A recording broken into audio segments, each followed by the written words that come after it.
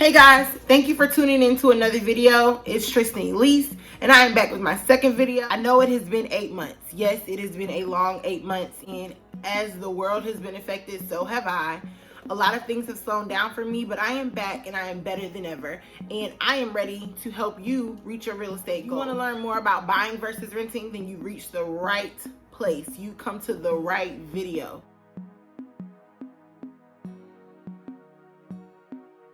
Now that we've gotten that out of the way, let's jump into the video. It's an age-old question. Everyone always wants an answer to it. What is the benefit of buying a home? Why should I purchase a home? Why can't I just rent? As you know, I'm a real estate agent.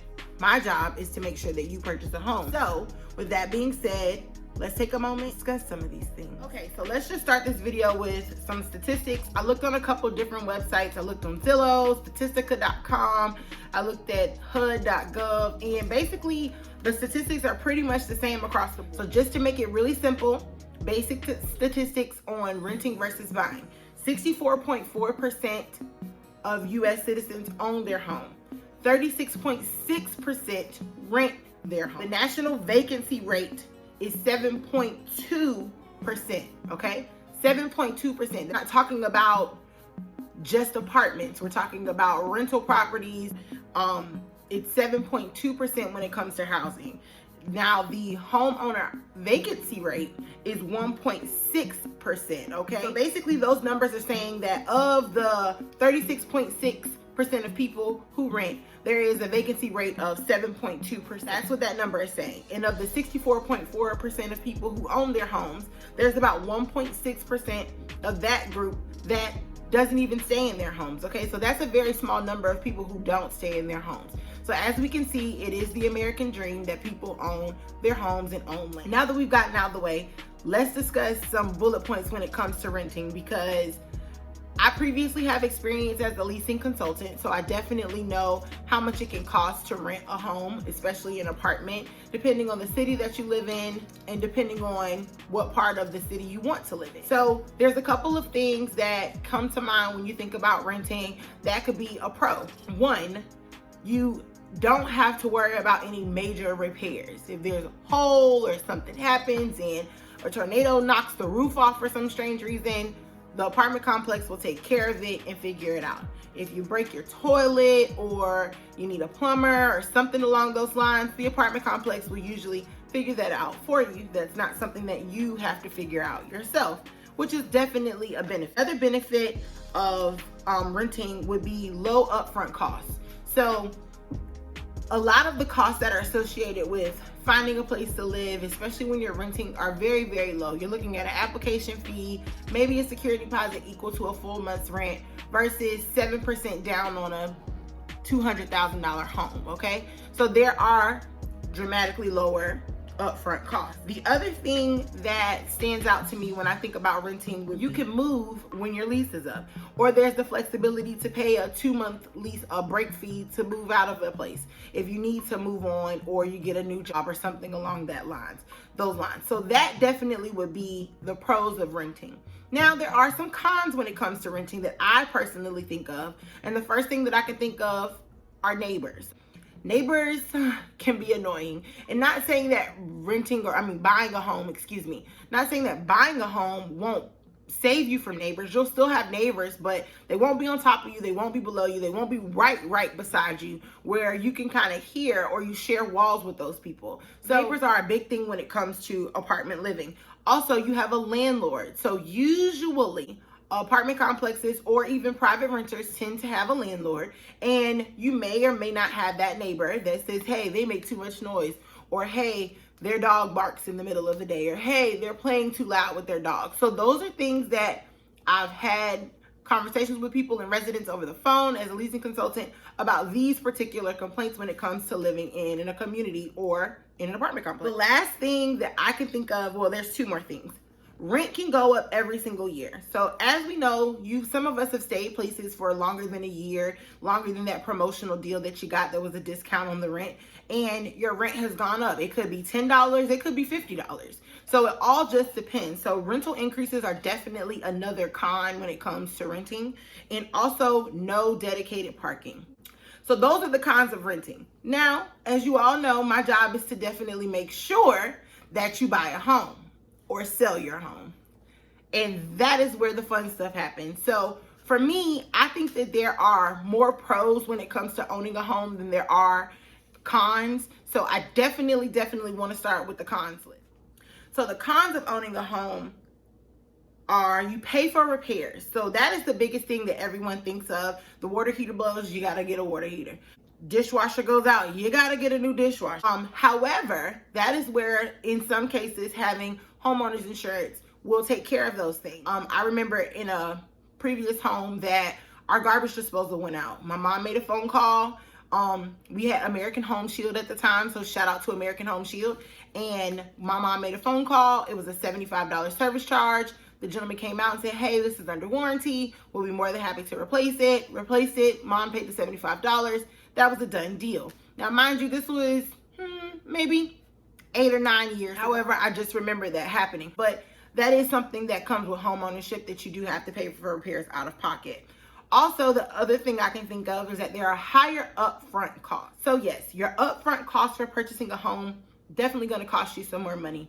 There's down payment, there's inspections, there's moving fees. There's a lot of different things, especially if you're buying new furniture because it's your first home or you want to redecorate. Those are all things that you're going to have to cost you more money. You're going to have to put into your budget and look at that as a factor.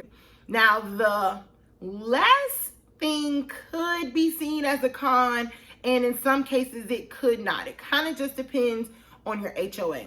So homeowners associations can sometimes be a headache, and other times they could be the biggest blessing ever. So you may be able to save when it comes to gardening and things of that nature, depending on your HOA. They also may take care of mailboxes, door paintings, things of that nature.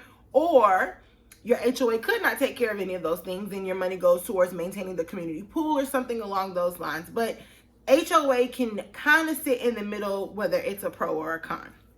Now, my favorite part of this list definitely is going to be the pro list, okay?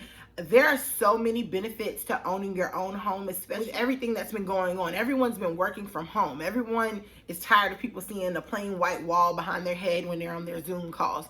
And when you own your own home, you have the freedom to decorate, destroy, tear up, reconstruct, put a mural on the wall without even having to worry about changing it back.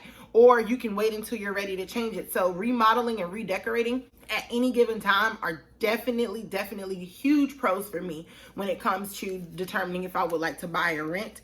Also, there's no landlord. Yes, there's a mortgage. Yes, you make a payment to the bank. Yes, there is someone who technically owns your house and you will get the deed later on. However, there is no direct landlord that you have to abide by their rules, or if they have quiet hours, which a neighborhood of mine had quiet hours. So you couldn't make excessive noise from the hours like 11 p.m. to 6 a.m.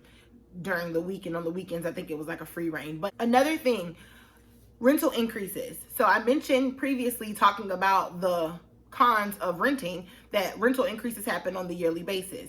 Now, with owning your own home, you may have property tax increases. You may have insurance premiums go up. Those are totally different than the raw cost of your mortgage. And I'm just speaking solely on the raw cost of your mortgage. So let's say you sign a 30-year fixed mortgage. You're going to know how much your mortgage is every month.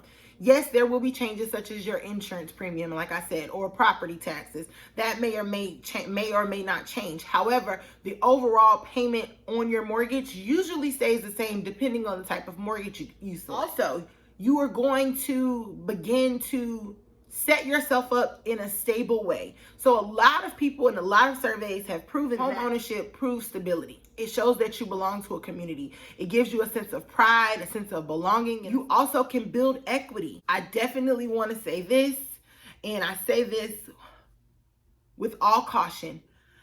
You can build equity in your home, but you have to put something into it in order to take something out of it, okay? You can't squeeze something out of something that you put nothing into. It's not a lemon, okay? And even with the lemon, you got to roll it a little bit to be able to squeeze the juice out. So you got to put something into it so that you're able to take something out of it. But a lot of people have been able to put do small projects here and there. Okay, maybe I saved a little bit money with my taxes this year and I got a bigger tax return because I purchased a home, and now I'm going to remodel this kitchen. That kitchen remodel may add $10,000 or $15,000 in value to your home. That is equity. That is how you begin to build equity in your home and build wealth. Because as you improve this home and make it yours and add these cute little changes or follow the trends on HGTV, any of those things, all of those things will begin to set your home apart. If you decide to do some remodeling to your home, you definitely can change things up and add a little flair to your house, which will then add value, which will then give you the equity that you're looking for. So again, just a quick recap. Top reasons to purchase a home for me and for you are going to be no landlord. You can remodel and redo your home as much or as often as your pocket will allow. There's usually no rental increases, and you can begin to build equity and also set up a sense of stability and a sense of belonging to your neighborhood. Pros of renting are that you don't have to pay for repairs, low upfront cost, and you can move when your lease is up. Now, if you're a person that needs the flexibility and you're young and you don't know if you want to live in that city, I totally understand renting. It makes sense. I've been there. But if you know that you want to live somewhere, you've been in a city for 3 or 4 years, why not set yourself up? If you love it so much, don't you think someone else would love it? And no one's saying that you have to purchase a home and stay in it until forever. I know a lot of people are thinking like that because that's traditionally what has happened. You purchase a home, you raise your family in it, you grow old in it, and that's where you live. Have things such as investment properties. Everyone wants to invest in something. Everyone wants a rental property. Everyone's looking for that extra little bit of income to put them on the next level. Who's to say that purchasing a smaller home for your first home may not turn into an investment property for you? So even when you're in doubt, what I recommend that you do is contact a local real estate agent. If you're in the Carolinas, that's North Carolina or South Carolina, and you need to speak to someone, contact me. Currently, I can't sell in North Carolina, but I'll be more than happy to point you to someone in my firm that can. If you're looking in South Carolina, let me know. If you're not in Columbia and you need someone in another city, let me know. That is what we're here for. Real estate agents are here to work for you. We're here to help you make the best decision. We're here to help you buy smart. Thank you so much for tuning in. This has been another video with Tristan Elise, buying versus renting. I hope I provided you with some good information. If you want to see something different or you want to leave me a comment, please do so below. Don't forget to hit the thumbs up button. Also, like and subscribe. Thank you so much for watching. Have a great day.